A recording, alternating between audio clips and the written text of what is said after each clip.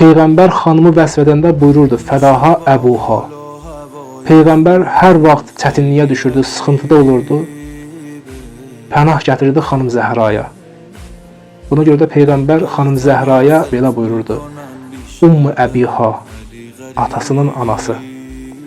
O çətin günlərdə Peyğəmbərin aramlıq yeri idi xanım Zəhra.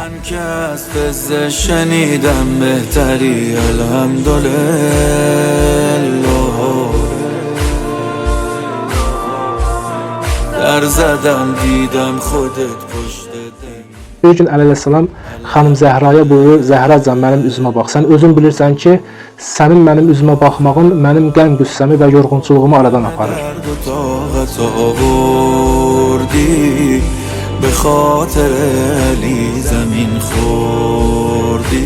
Peyğəmbər Əleyhisselamdan soruşur ki, "Ya Əlim, qızım Fatimə sənin üçün necə həyat yoldaşıdır?"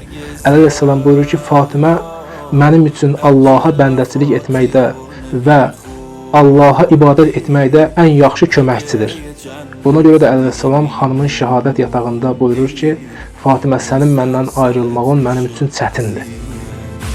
Mənə tənha, mənə məzlum, əzət mixam, bəmun xan.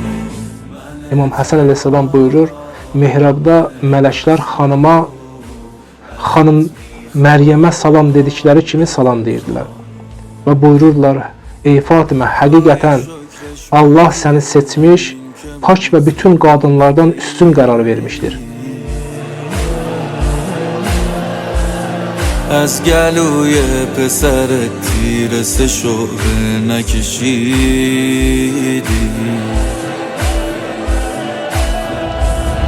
نه سرش از تن جدا شد و نه روی نیزه ها